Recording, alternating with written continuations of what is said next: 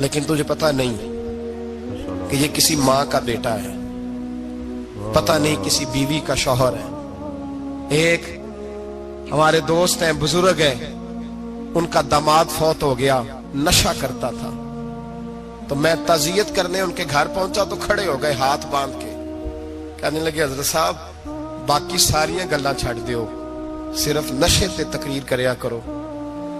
وہ جب جیتا تھا تو تب بھی اس کے بچے یتیم ہی تھے، یتیم ہی تھے۔ میری بیٹی جب میرے گھر آتی تھی اور میں اپنے پوتوں کے اترے کپڑے اسے پہننے کو دیتا تھا تو میرا کلیجہ پھٹتا تھا، اور میری بیٹی اس کی زندگی میں بھی بیوہ کی زندگی گزار رہی تھی، وہ میری بہوؤں کے اترے ہوئے کپڑے پہنتی تھی۔ کوئی دعا کرو، کوئی جلسے کرو، یہ لت ختم ہو جائے۔ اور کہنے لگا اب میرے وہ چلا تو گیا ہے، دادا دادی اس کے پہلے کوئی نہیں، چچا ہے کوئی نہیں، جب تک تو میں زندہ ہوں ان نواسوں کو کوئی روٹی کا لقمہ، کوئی کپڑا مل جائے گا، لیکن سوچتا ہوں میں بوڑھا ہوں، مر گیا تو ان کو کوئی پوچھے گا بھی نہیں، کون ان کی خبر۔ اتنا ظلم اس قوم سے، اتنی زیادتی، اور آرام سے لکھ کر لوگ گزر گئے کہ یہ 70 لاکھ ہے، ان کا درد تو سمجھو، تکلیف تو سمجھو۔ 7 فٹ کا سونا جوان اور نشے کا عادی ہے تو کسی نالی میں پڑا ہوا ہے۔ اور میں نے کہا اس قوم کے ساتھ اس سے بڑا بھیانک مذاق کیا ہوگا۔ کوئی دانشور تھا بڑا ظالم، اس ظالم سے کوئی مشورہ لینے آیا، اس نے آ کے کہا تو بڑا ظالم ہے، بڑے کڑوے مشورے دیتا ہے، میرا ایک دشمن ہے، میں اس سے بدلہ لینا چاہتا ہوں، میرا دل کرتا ہے اس کا بچہ قتل کر دوں تاکہ وہ تڑپے۔ تو ظالم نے کہا اسے قتل نہ کر، وہ تو اس کا باپ 2-4 مہینے رو کے چپ کر جائے گا، پھر میں سخت سزا دینا چاہتا ہوں، مشورہ دے۔ تو اس نے کہا اس کے بچے کو نشے پہ لگا دے، جس کا بچہ نشہ کرے گا وہ باپ روز مرے گا، روز جیے گا، وہ ماں روز مرے جیے گی، نشے پہ لگا دے۔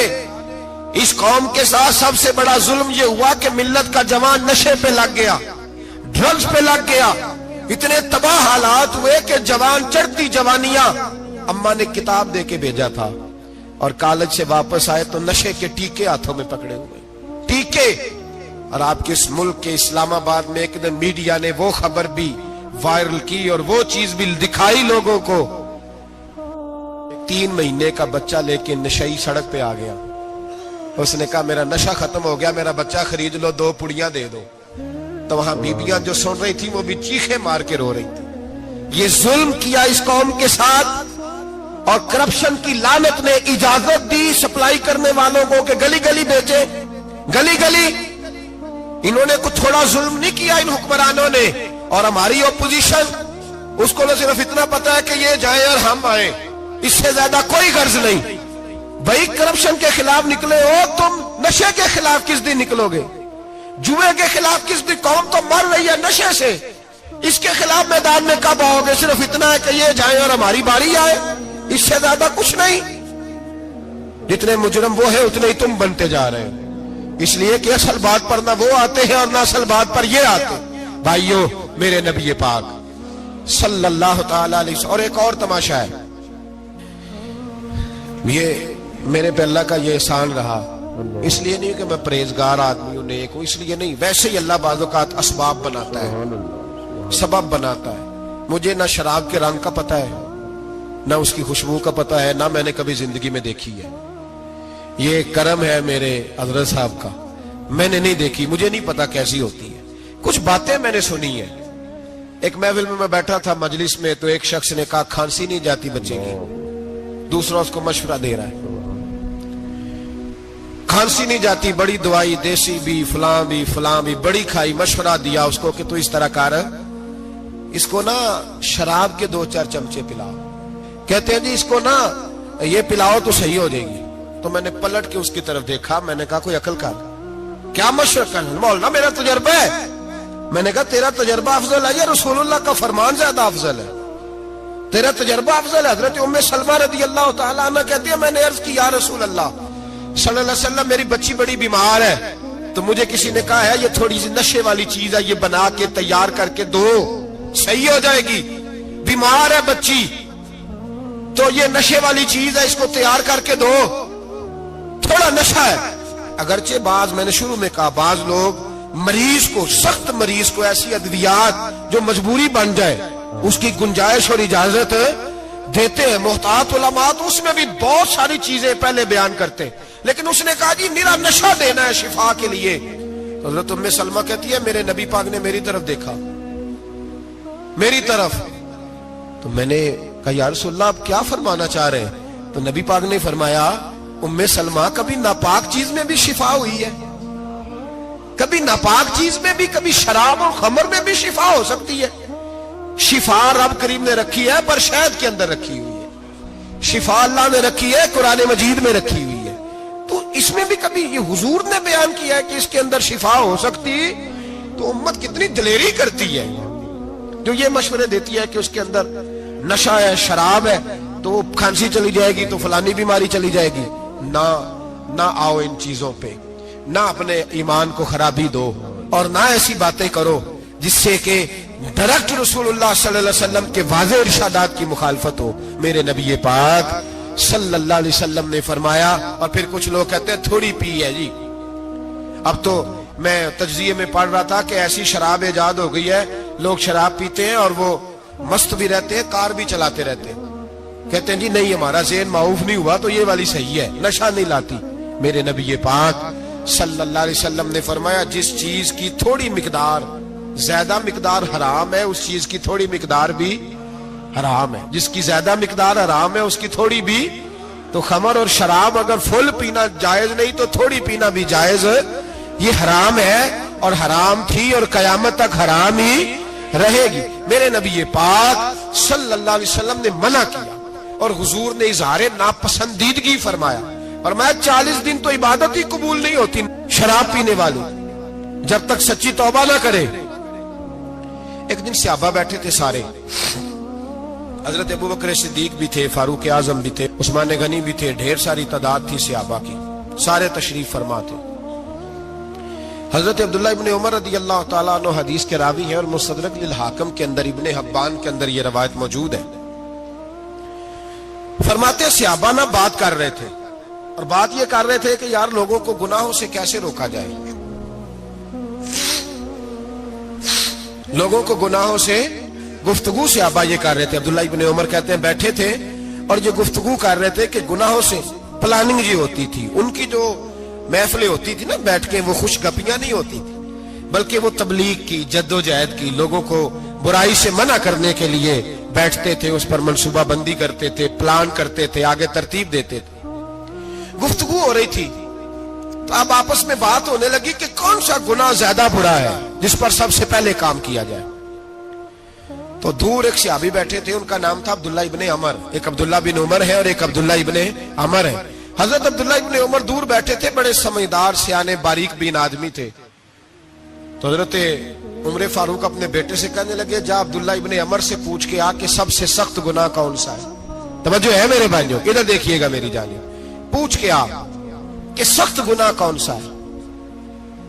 عبداللہ بن عمر رضی اللہ تعالیٰ عنہ کی خدمت میں جب عبداللہ ابن عمر گئے تو جا کے کہنے لگے کہ صحابہ پوچھتے ہیں کہ آپ نے زیادہ وقت گزارا ہے نبی رحمت صلی اللہ علیہ وسلم کے پاس، تو بتلائیے برا گناہ کون سا ہے، سب سے سخت گناہ، تاکہ سب سے پہلے اس پر پابندی لگائی جائے، اس پر محنت کی جائے.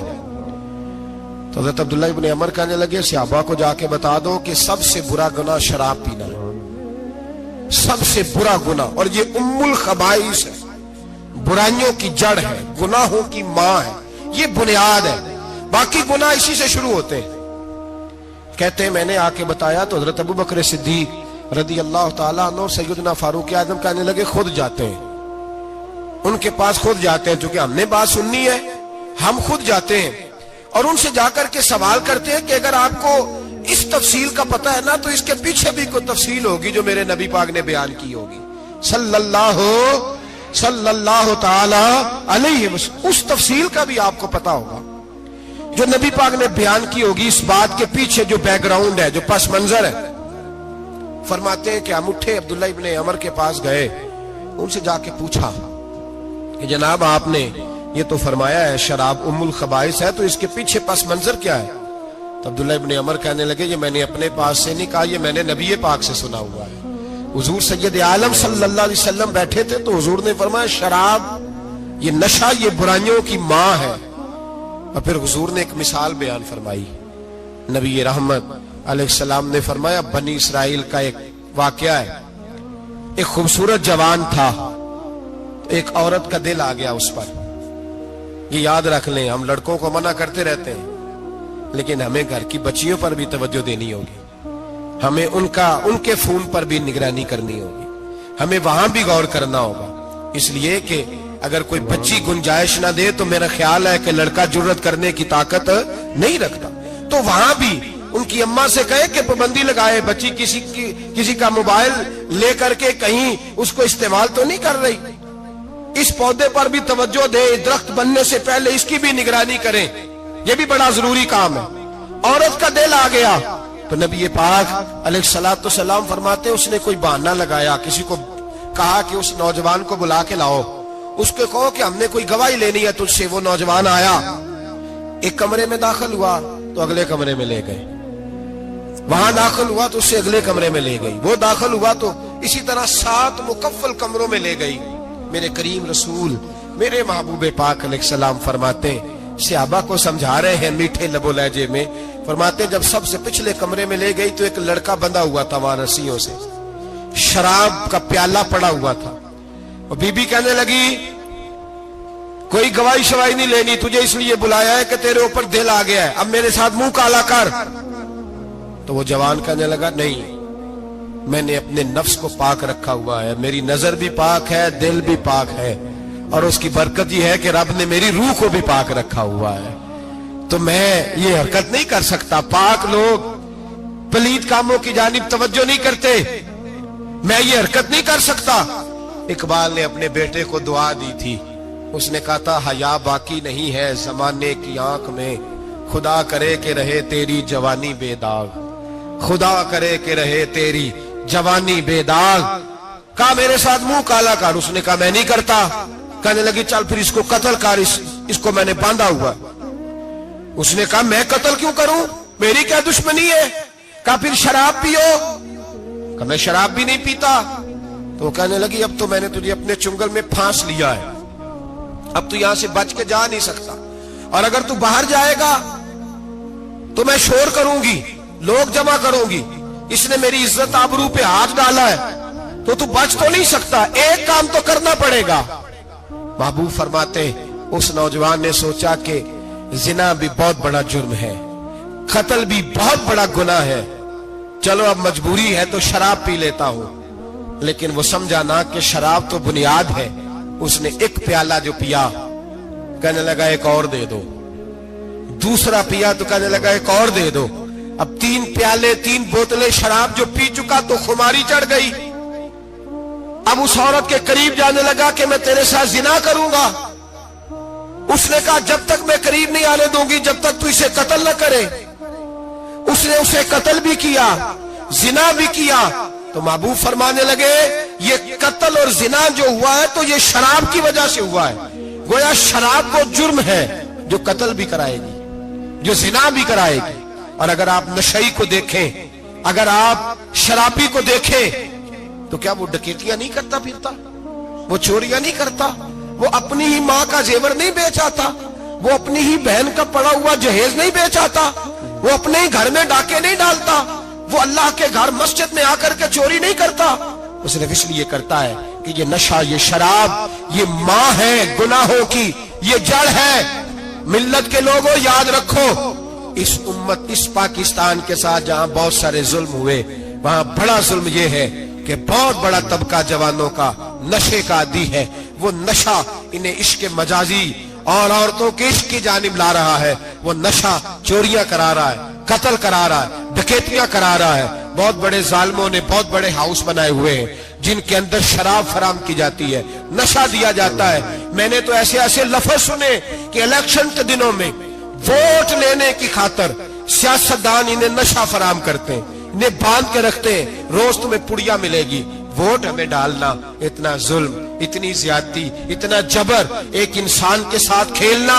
لوٹ آؤ, پکڑو ان کا دامن, اپنے گھروں کو بچاؤ. अपने दोस्तों को बचाओ। जागो जागो उम्मत के लोगों, जागो।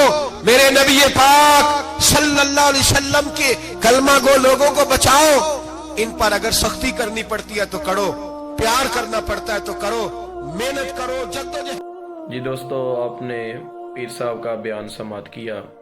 इसी तरह के पीर साहब के बयानात, इस्लाही मौज़ूआत पर नए नए बयानात सुनने के लिए हमारे चैनल को सब्सक्राइब करें और बेल के आइकन को दबा दें ताकि इसी तरह की अच्छी अच्छी वीडियोस हम आप तक पहुंचाते रहें।